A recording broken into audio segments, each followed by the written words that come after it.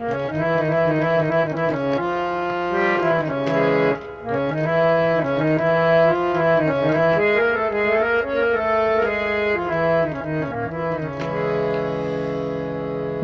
दोस्तों, मैं बाबूराम आपका फिर से स्वागत करता हूं सुगम संगीत चैनल में। और दोस्तों, वीडियो के थंबनेल से या मैं कहूं टाइटल से भी समझ में आ गया होगा आपको, काफ़ी इजी लेसन है और मतलब काफ़ी फ़ायदेमंद है। पूरा वीडियो देखिएगा और को बहुत कुछ लंबा होने वाला वीडियो इस टॉपिक पर है कि आपके सवाल और मेरे जवाब ये है कि हारमोनियम से सप्तक, सप्तक से स्वर, स्वर से थाट, थाट से राग और राग की जाति, थाट की जाति किसे कहते हैं, कैसे बनी, ये आज मैं पूरा डिटेल से आपको बताऊंगा। ठीक है, तो ध्यान रखना है। हारमोनियम से सप्तक, सप्तक से 12 स्वर, 12 स्वरों में से 7 स्वर, 7 स्वरों में से निकली थाट, थाट में से फिर राग के कितने स्वर है, राग की जाति क्या है, थाट की क्या है, सब क्लियर होगा। पूरा वीडियो देखना है और बस जुड़े रहे हमारे साथ। पहले छोटा सा संदेश है, फिर आपकी ओर बढ़ता हूँ। ठीक है, चैनल या वीडियो पर पहली बार है तो आप सब्सक्राइब कर लेना। और ये बिल्कुल शुरुआती लेसन है और थोड़ा एडवांस लेवल की बातें हैं। ठीक है, और ऑनलाइन क्लास भी चलता, मैसेज करके जानकारी ले लीजिएगा। बाकी जो है मैंने खुद से गाना निकालने का जो टॉपिक दिया उस पर थोड़ा ध्यान दें, और जो गाने आप मुझे फरमाइशें कर रहे हैं वो आप खुद से निकालें, थोड़ा प्रयास करें।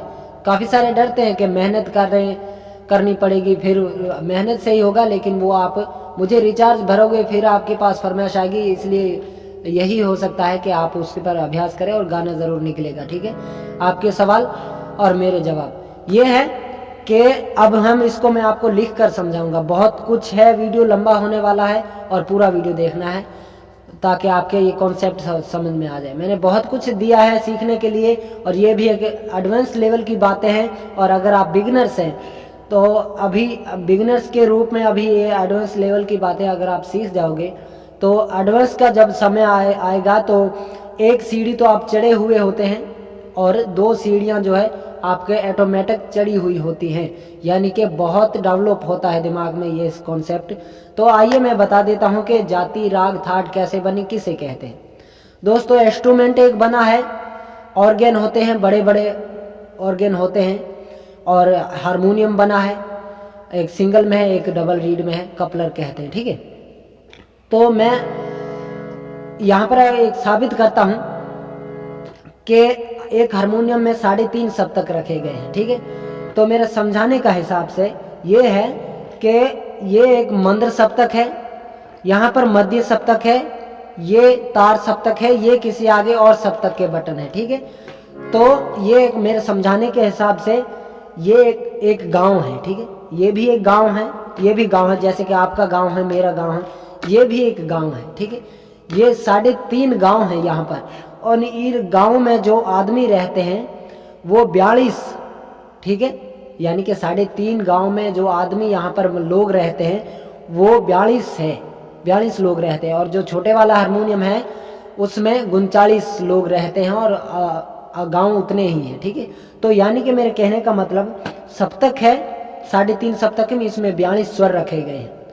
इसमें से मैं आपको लिखकर बताऊंगा कि इसमें से हम एक सप्तक के अंदर देखें तो 12 स्वर होते हैं, जैसे कि यहाँ से मैं आपको बता दूं, साफ दिखाई दे रहा है। ठीक है, तो 1 2 3 4 5 6 7 8 9 10 11 12, ये 12 स्वर है।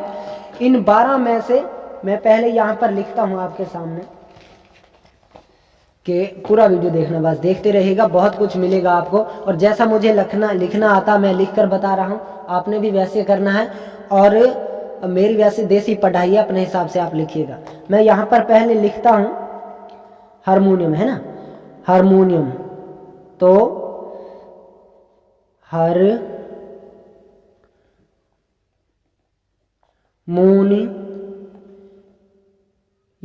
ठीक है, ये हारमोनियम हुआ। उसके बाद में मैं यहाँ पर लिख देता हूँ सप्तक,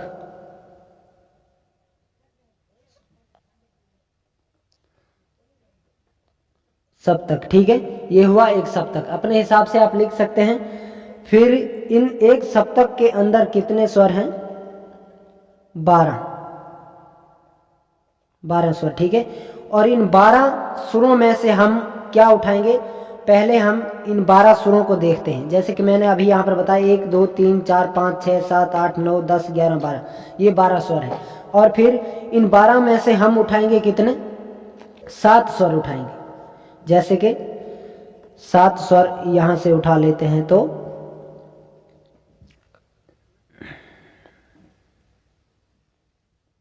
7 स्वर है ना, 7 स्वर यहाँ से उठाएं तो क्या हुआ, एक थाट बना।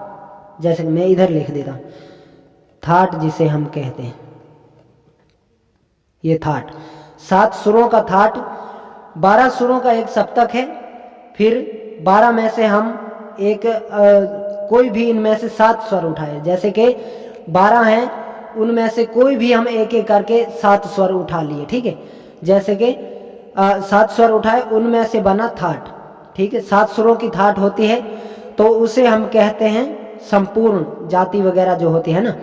तो मैं यहां पर लिख देता हूं संपूर्ण, ठीक है। संपूर्ण इसकी जाति है, थाट की जाति, ठीक है, जाति संपूर्ण।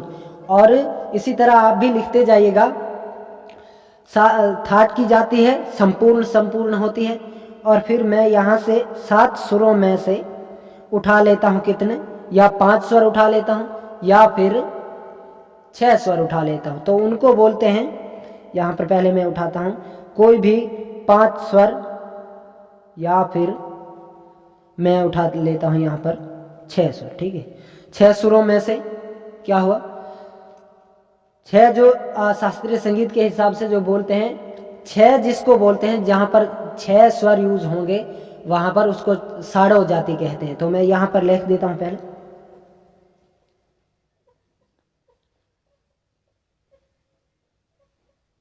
साड़ो, यानी कि सीधा सीधा जैसे लिखने का हिसाब आप भी इस तरह लिख सकते हैं। 6 तो यानी कि साड़ो, और जो यहां पर है वो क्या है, 5 जो 5 सुरों का अगर यूज होगा तो उनको बोलते हैं औड़ो, ठीक है। तो मैं यहां पर लिख देता हूं औड़ो, औड़ो। तो ये कॉम्बिनेशन इसका इधर है, ठीक है। ये एक हो गया, ये भी एक हो गया, 6 के करीब है ना। इसको इसके पास लेना, तो ये ध्यान में रखना कि 6 स्वर जहां से यूज होंगे उसको शाड़ो कहते हैं। और जिस राग में अवश्य क्या होता है कि आरोह में 5 स्वर लग जाते हैं और अवरोह में 6 स्वर लग जाते हैं, तो हम क्या कहते हैं कि औड़ो और शाड़ो जाति का ये राग है ना, औड़ो शाड़ो जाति हम ऐसे कह देते हैं। तो उसी प्रकार ये हमारी जातियों की जो जातियों का नाम है वो हो गया, यानी कि 6 है अगर स्वर आरोह में तो उसे शाड़ो कहेंगे, और अगर 5 है तो उसे औड़ो कहेंगे। ये ध्यान में रखने वाली बात है। उसके बाद में क्या आता है वो देखिए। तो कहने का मतलब यही है कि जहाँ से सप्तक चालू होता है, पहले ये कॉन्सेप्ट समझे कि इंस्ट्रूमेंट कोई भी हुआ, ऑर्गन, पियानो वगैरह जो भी होते हैं, कैसियो वगैरह, उसमें बहुत सारे स्वर रखे गए हैं। तो उन सभी से कुछ नहीं लेना देना होता है। 12 स्वर पहले ले लेना है 12 सुरों में से। फिर आपने 12 सुरों का तो एक गांव है, जैसे कि एक गांव में 12 स्वर रहते हैं, और जो गांव है वो सप्तक है समझाने के हिसाब से, ठीक है। तो वहां से 12 स्वर है, 12 सुरों में से आपने 7 स्वर लिए तो वो उसे आप संपूर्ण कहेंगे। 7 में से ही निकाले कोई 5 स्वर या फिर 4 स्वर निकाले तो उसे क्या है, सॉरी 5 निकाले या 6 तो उसे औड़ो शाड़ो कहते हैं। ये जातियों का नाम है, ठीक है। तो ध्यान में रखना, रटते रहेगा काम धंधा करते समय भी, कि 5 स्वर आरोह में यूज हो रहे हैं तो उसे औड़ो कहेंगे। और हम वैसे मैंने कई सारे लहरें बजा कर दिए, उसमें मैंने आपको बताया कि इसके आरोह में 5 सुरों का यूज है तो औड़ो है, और अवरोह में 6 सुरों का यूज है तो शाड़ो है, ठीक है। ये जातियों के नाम होते हैं। उसके अलावा हम और भी कॉन्सेप्ट समझे तो इसमें बहुत कुछ है, जैसे कि मैं इसको एक साइड रखते हैं, आप अपने हिसाब से लिख सकते हैं। जैसे कि इसमें जो स्वर है वो कोई भी उठाए, मैं पहले यहाँ पर आपको बता देता हूँ कि ये पहली काली से समझिए, बिगिनर्स लोगों के लिए आसान हो सकता है, ठीक है। तो ये पहली काली सी शार्प, वेस्टर्न में सी शार्प कहते हैं, इंडियन क्लासिकल में ये पहली काली, ठीक। तो यहाँ से सा रे गा मा पा धा नी, ये 7 स्वर है, ठीक है। इन 7 में से 5 स्वर उठाइएगा कोई भी, जैसे कि अभी तो ये 7 स्वर है, आगे जाएंगे तो 8वां स्वर है और वही सा है, ठीक है। तो अब 5 स्वर कैसे उठाएंगे, यानी कि हम माँ नोट को छोड़ देते हैं, माँ और नी, तो फिर 5 स्वर हो जाएंगे और फिर वो क्या होगा, कोई भी राग बजेगा। देखिए हम ये स्वर और ये वर्जित कर देते हैं, यानी कि इनका यूज नहीं करना है, तो क्या होगा चेक करते हैं थोड़ा कि मेलोडियस किसकी ओर जाता है, थोड़ा सा।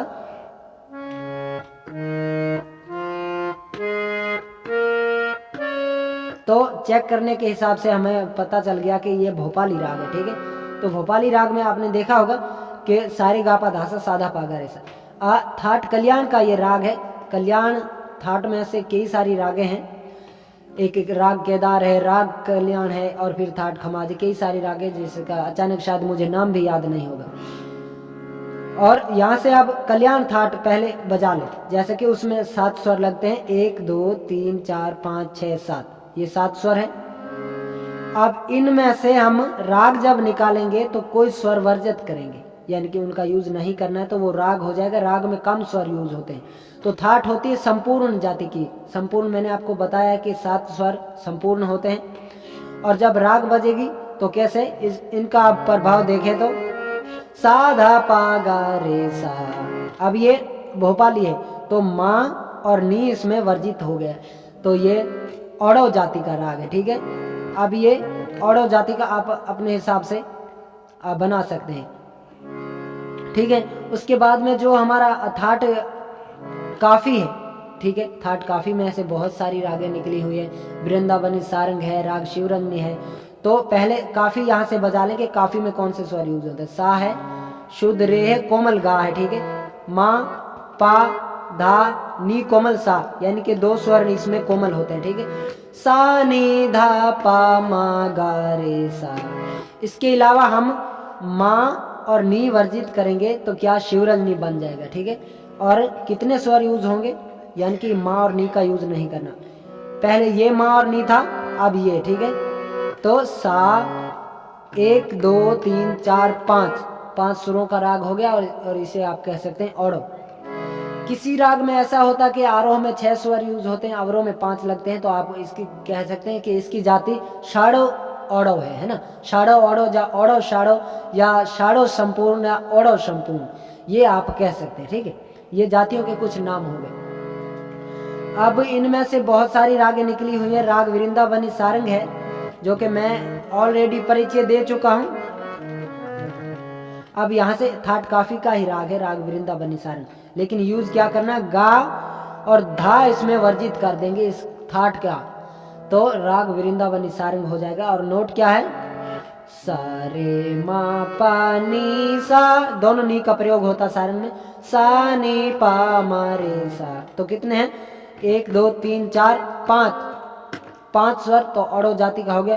अवरोह करेंगे तो भी 1 2 3 4 5 6, तो अब क्या हो, औड़व षाड़व जाति का ये राग है वृंदावनी सारंग, ठीक है। तो मैंने इसका और ऑलरेडी परिचय दिया हुआ है, सुगम संगीत चैनल, राग वृंदावनी सारंग सर्च करेंगे तो मिल सकता है, ठीक है। तो ये कुछ संगीत के बारे में बातें थी। अब ध्यान में रखना है, मैं एक बार और आपको दोहरा दूं, ये बिल्कुल पहला लेसन है, आप अच्छी तरह लिख लीजिएगा, ताकि आपको लिख कर ही मैंने भी याद की है और आपको भी करना पड़ेगा, ठीक है। कि हारमोनियम है एक, मान लो एक हारमोनियम है, कोई भी इंस्ट्रूमेंट है, ठीक है। उनमें से एक सप्तक में 12 स्वर है, 12 सुरों में से आपने उस 12 सुरों में से ही 7 स्वर उठाने हैं कोई भी, ठीक है। अब ये 12 स्वर है, ये 12 है, इनमें से कोई भी 7 स्वर उठा ले, चाहे हम ऐसे करके उठा लें तो 1 2 3 4 5 6 7, ये अब यानी कि संपूर्ण जाति का एक थाट हो गया। और मैंने ये बजाया तोड़ी, ठीक है। सा रे गा मा प ध नी सा, तोड़ी में रे गा धा कोमल होता, मध्यम तीव्र होता, सभी स्वर हैं वो शुद्ध होते हैं, ठीक है। तो फिर से देख लें कि हारमोनियम है, हारमोनियम से एक सप्तक है, सप्तक में 12 स्वर रखे गए हैं, 12 स्वरों में से आपने 7 स्वर उठाएंगे, वो थाट हो जाएगा, उसको थाट कहेंगे, ठीक है, संपूर्ण जाति का थाट। और जब 7 स्वरों में से हम 5 या 6 स्वर उठाएंगे तो उसे हम क्या कहेंगे, औड़व या षाड़व। 6 षाड़व 5 औड़व, 5 औड़ो 6 शाड़ो, 5 औड़ो 6 शाड़ो, ये आपने याद कर लेना, ठीक है, ताकि आपके कॉन्सेप्ट दिमाग में अच्छे से बैठ जाए। और फिर उनको मिला जुला कर किसी राग में आरोह में 6 स्वर यूज होते हैं, ठीक है, और किसी में अवरोह में 5 होते हैं। तो शाड़ो और औड़ो जाति का ये राग हो गया, मान लो कोई भी हो, ठीक है।